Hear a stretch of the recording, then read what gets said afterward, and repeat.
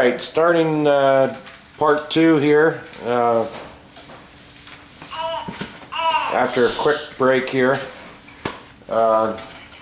Just to let everybody know for future reference, this is being filmed in Edwin and Diane Weader's house on 3 Bishop Street in McClure. Andy Herb has some info there for Murray. How did the American Legion come into order?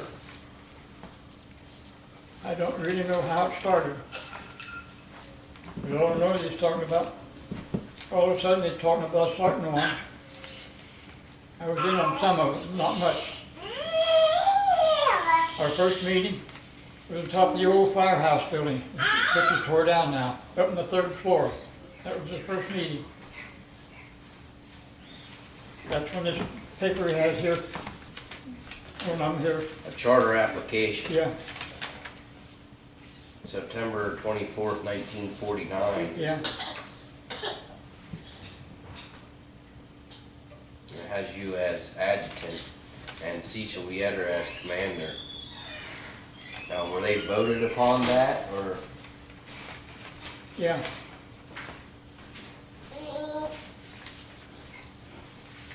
So after the fire hall, did you move to the present location? No, from the fire hall, we moved out to what was the last playhouse, upstairs above the playhouse. That was in, well, I can't remember the date. And that's in when we decided to build, somebody was crazy enough to loan us $3,000. We bought a plot of land and built what the original building. But in '70, they added the bigger part to it.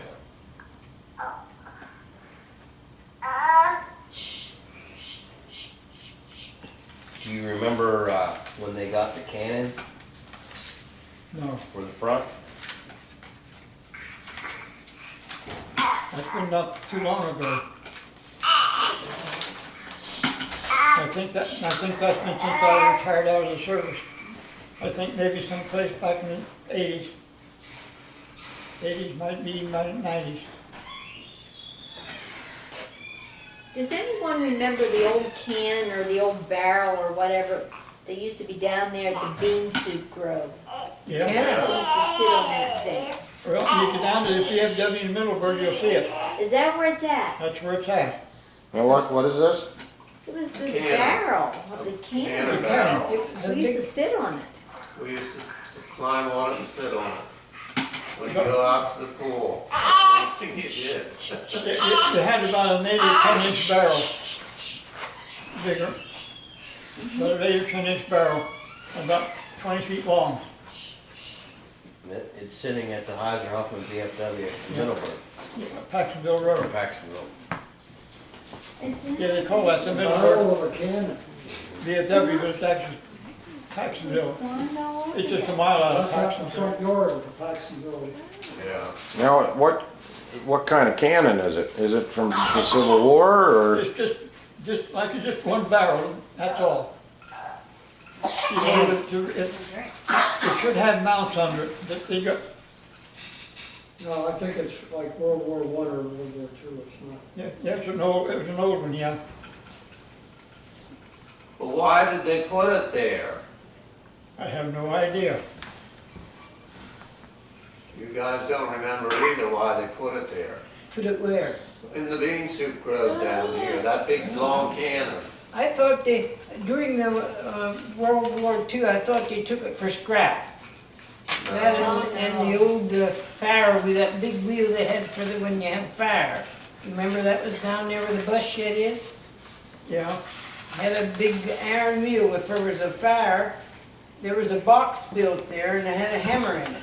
And you broke the glass and you hit in this wheel and you could hear it all over town. And during the war, they took them for scrap, didn't they? well, like I say, I left here July 42 and didn't get back till December 45. So what happened? No, it was down there, Charlotte, when we were kids. Oh, I know yeah, it's been there a long time, but I in the just, fifties. Yeah, they said about being taken for scrap. I don't know if it was or not. but I can't figure out why they put it there. That's what I don't I know. just know it was there. Yeah. Now, during wartime, there was places where people would go and watch for airplanes, correct? Where were they at? One right across from our place. Well, at one time, top of the old firehouse. Well, mine had been years ago. But there was one right there in the sheep field, right across from my house. Really?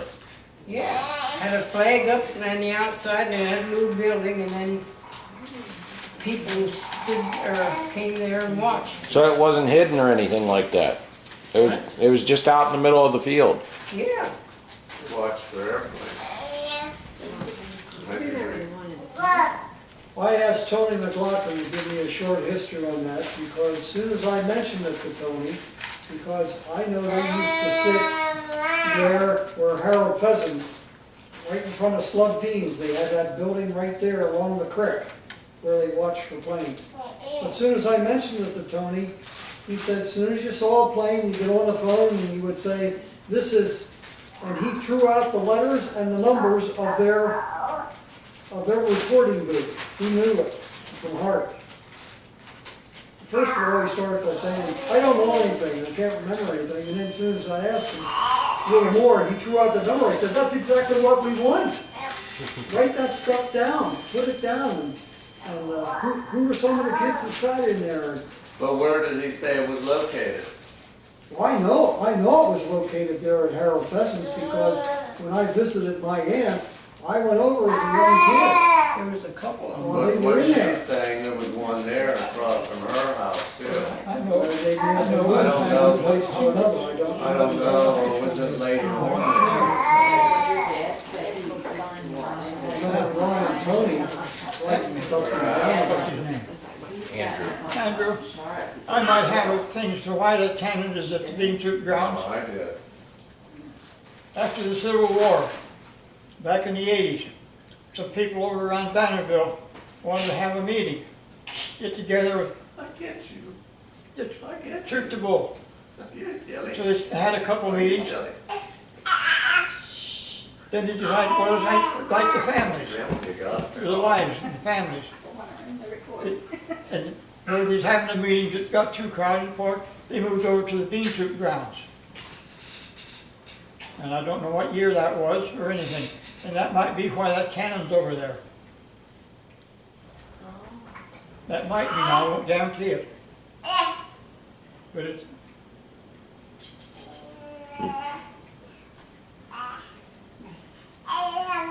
Well, when Tony and I would have done it, it was in the 50s and it was at Charlotte's. Now, I don't remember this other one down here, do you? By Down Gene here at our Dean. place.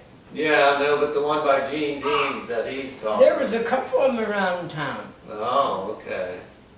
Well, Donald Peterson ran this Yeah, one. That was at your house, I can remember that. Do you know of any pictures there that might be around of those, or?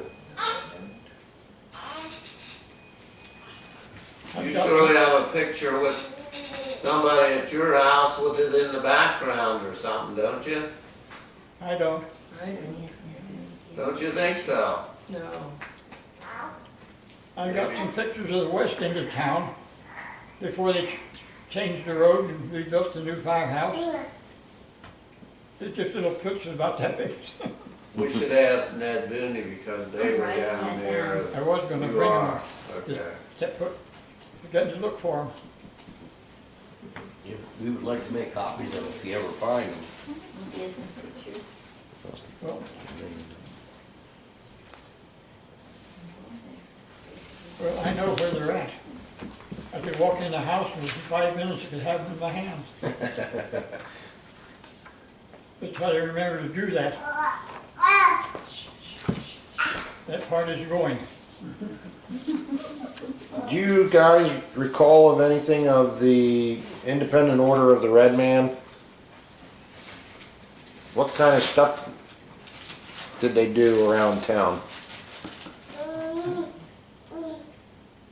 I think my dad belonged to him, but I don't remember anything about him. I don't know, but at New Year's, they used to dress in like Indians and go around. I used to be afraid of them.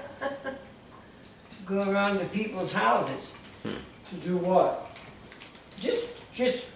They just came. I don't know what. They just came to your house and they didn't even talk much, but they were all dressed like Indians, and a lot of them carried tomahawks. And they'd come and I don't remember anything about him, I just remember the name Red. What about the Odd Fellows? The Odd Fellows. I don't know much about them, but they met in the same place where the Greens used to meet. That I know. Pappy, my Pappy Goss belonged to them. I know that. I don't know what they did. I don't either. What kind of odd shows have they had out at the Bean Soup? And, well, first off, do you remember the stage? Yep, Which way was it facing? where it is right now. Right where it is.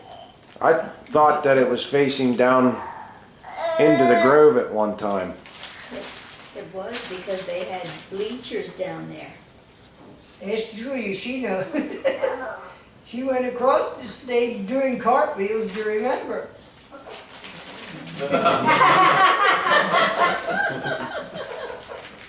Well, I'd like to see. That was just a put-up stage, though. That wasn't the regular stage. Wasn't it? I don't believe. Yeah, I believe it was, wasn't it? I don't remember, but it was open, more open. Yeah, it was open. I think they did close it up after that. It was an open stage when I went across. Yeah, it used to face down towards town, across this way. When I Well, was a what's the kid. reason the seats were always this way? The seats Do you remember the The seats seats they were had this made way. out of logs? They had logs and then they put boards across that. That's where you sat still. You didn't have to take your chair.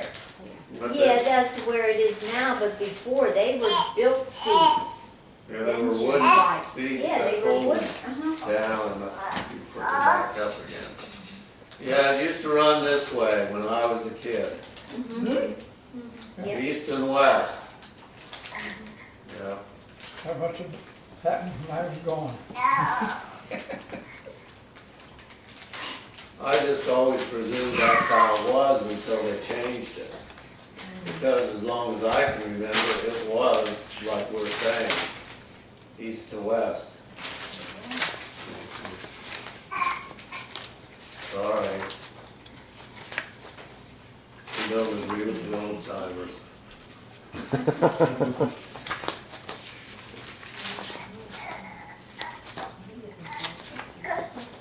What do you remember of the Tower of Chimes?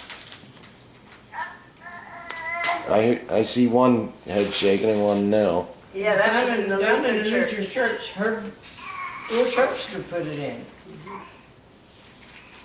He started it.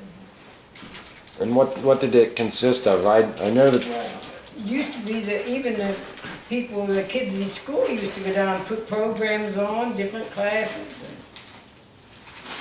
at Christmas time. And Is it still also, in there?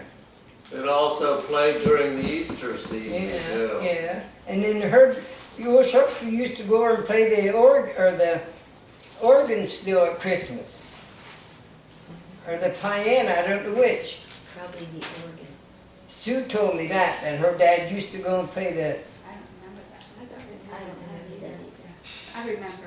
Was that Christmas morning, Charlotte?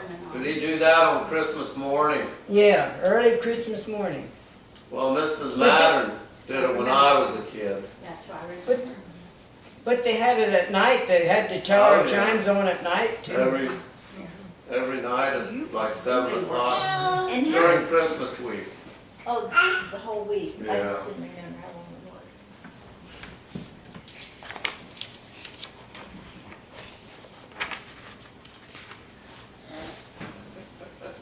Just funny. What do you guys remember about any different photographers in town? We had one, Paul Reese. Paul Reese. He had a shop down here. He was a druggist in Philly, married a Klinger girl here in town. And he retired down there and had his photo shop in McClure. 1949. Yeah.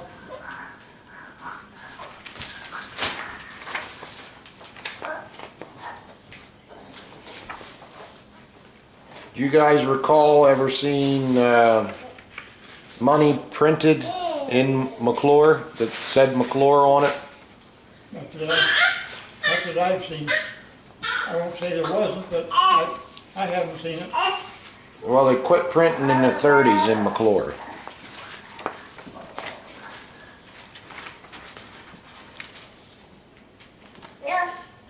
What do you remember about the White Star bus line? That was owned by Clyde Neighborhood. Yeah. He run it back and forth to the mills up in Lewistown. That's, And then later on, he helped school kids. Yeah. yeah. Because I filled in one month for a guy. One of the first 3 days, tear your hair out. When I finally got tired out, coming home, going to school was all right. Coming home, rambunctious. I pulled off the side of the road and stopped. Said, now when you quiet down and settle down good, we're going home. Couldn't hear, you could hear a pin drop the rest of the way into the floor. And that was the rest of the time. What do you guys remember about Ewing's hatchery? Was that, I think, in early 1912, 13? Wasn't there a hatchery over around Crossroad? Right out at the end of Ohio Street, there was one. Yeah, Hatchery. yeah. But he said Ewing. Yeah, I think they did have one over there somewhere. I think there was another. Charlotte, you told me that, her Weader had a hatchery. Yeah, that was down here above the playhouse. Yeah. Was it in another building at that time? I think it was in that same building, that big, You think end it was in building. the playhouse building? The Yeah. hatchery? Oh, okay. Getting back to, you were asking about, you want me to tell my stories about school buses coming into McClure? Dick Moser told me some stories about the school buses and what they did as kids when they were on the way to school. The bus that came from over, did he live in Vanderbilt then, girls? Dick Moser? Yeah. Okay, the bus that came from Vanderbilt, it was coming up the hill, you know where Fred Adams lives now. Well, when you're coming up the hill there and making that sharp curve to come on over to McClure, coming from Vanderbilt, coming this way, he said during the winter, all the kids would run to the right-hand side of the bus as they were coming around that curve, and the bus would slide into the bank there, and then they couldn't get to school. So they didn't have to come to school that day, or they didn't go to school until they got it pulled out. And also, Gilbert, Nelson Gilbert's older brother, what was it? Dick. Dick. You know, she said Richard, but I knew that this time. Dick Gilbert. When he was older, Pal Hassinger used to drive their bus. And it took him so long to get them delivered to their homes, so they'd wait till they were over here in the country somewhere, and they'd make Pal sit back in the seat, and Dick Gilbert drove the bus home the rest of the way. Yeah, one of the drivers of that bus was a fellow named Zaber. Oh, I don't know. Barry Zebra. Yeah, He lived right on the Well, highest. Farry lived down Yeah. here at the bottom of the hill. yeah, on the corner. Yeah. That bus was built by Pheasant, Jack Pheasant's dad, in my parents' barn. Oh, is that right? Yeah, Well, now I can remember a smaller bus that was like green and yellow that Floyd Nearwood used to drive. Was that the bus? I can't tell you what color it was. Okay, well, I remember that. It was the Vanderbilt Run, Okay, the one that was built in my dad's barn. yeah. Well, I never heard that before, Andrew. Do you guys remember the McClure sub shop out by the swimming pool? Yeah. Yeah, pizza place. What all can you remember about? Well, I mean, Hoagie Carmichael. Yeah, it was Ruth Snyder. Yeah. Oh, she had been married to him. Yeah, Carmichael. Yeah. They had it in the garage. Yeah. He made damn good pizzas and subs. I don't know, he still might be alive. I don't know about him. She lives in Texas. Yeah.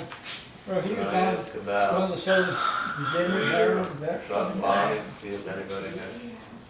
Well, I'll throw one at you. How many people know about the murders in this town? What's Little Chicago. This town had 3 murders. None of them solved. The first one was a woman named Kaufman. It was really one time, Jack Weidner house up Black Road. But before they moved in there, Kaufman's lived there. She's hanging up laundry one day. She got shot, killed her. Never did find out who done it. what about the other ones? The other, you had a road commissioner in town. Up, the house is no longer there where Robert Rager lives. That house was burnt down. But he lived there. He was up there playing poker one night. He got in an argument. He was stabbed to death.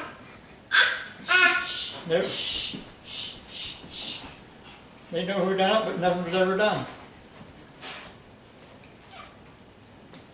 Well, who did it? We could solve the mystery. Yeah, Well, that first one you talked about, Booney spent time in jail for that one. he did. A false Booney. Yeah. Ben Kaufman's wife is the one that got shot. Yeah. Now, wasn't there a manhunt over a boonie? Which- Yeah. It was.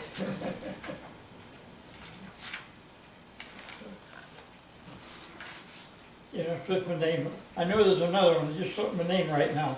It'll come to me eventually. But another murder. Yeah, Why, it was Harry Wagner. Harry Wagner. Was his name Harry Wagner? Harry Wagner was the road commissioner. Martin Snyder killed Mark Snyder. Yeah, You remember that? Which one died in front of the church here, in front of Dr. Weiner's house? Somebody died there in the road. They took him to the doctor. My dad would talk about that. It was from a bar fight. I really don't remember. Somebody got stabbed. Well, Harry Wagner, the road commissioner, was stabbed up in the hill. He, right out here he got shot. Right out there. There used to be an old Got bum, stabbed, yeah. used to be an old bum lived in Wagner. Eddie. Hey. He trusted nobody. Summer, winter, he'd have 2 or 3 pair of pants on, 3 or 4 coats on. A long coat. Um, One time he sent for a woman out of the catalog and got a dress, Yeah. and he wore that. He walked down the road there by our place. When he died, he had that little shack there in the corner where you turn up to Wagner, right there in the corner, the peak. And that he had all kinds of money in catalogs. And in his code. Oh, Yeah. I think that third murder, there's a little named Art Musser, lived up the road. If you know where Walt Mooney used to live, up the back road, he lived in that house. Somebody shot him. Don't know who it was.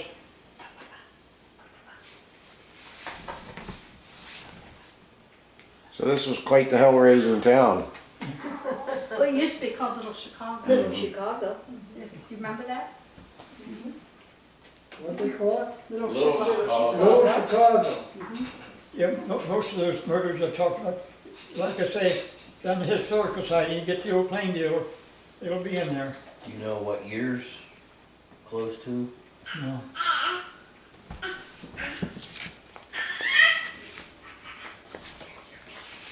I have a question for you guys. Down in my basement, I have stationery that says Weader's Truck Bodies. Do you know where they were built at or who built those truck bodies? You never heard of that. So why do you think I have stationery like that? What was the first name? Weader's Truck Bodies. Oh, Weader. Well, let's look at it this way. There's a hell of a lot, all of us don't know. Was In it, fact, I think it says Weader's Wood Truck Bodies. They were made out of wood. So I don't know if that was Herb Weader or if it was my grandfather Adam Weader that did that or what, but somebody must have built truck bodies for a short time here in McClure, sometime or other. The only thing I knew it was built was that school bus. Yeah. Other than that, I don't know of any. Well, if they built a school bus, they surely could have built wooden truck bodies too. Well, they never did. They built that one bus and that was it. Yeah. Yeah, he had short stubby fingers.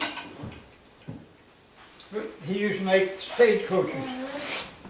About this long, maybe about that high. Stubby fingers, you wonder how in the hell he ever done it. Now, who was this? Harold Pheasant, Yeah, or Harold's his dad? dad, Adam. I think, yeah, didn't you say Adam? Billy. Billy Billy Pheasant. Pheasant. Yeah, Billy. That's, They lived right up the street from where Harold lived there in the corner, but right up the street, up where the pond was, up. Yeah.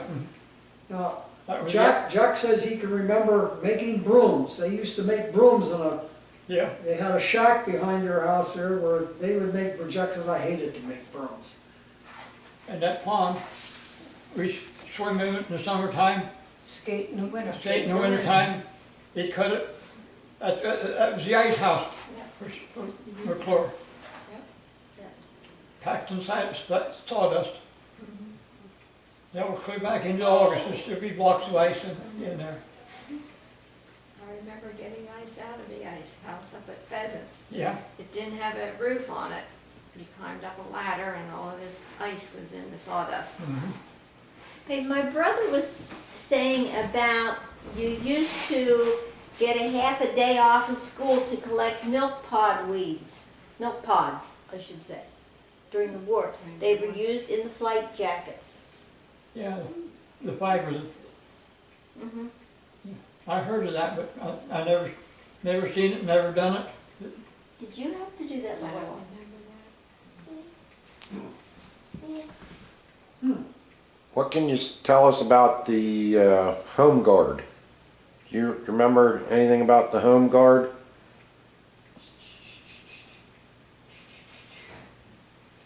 Nope, sure can't. Either one of you?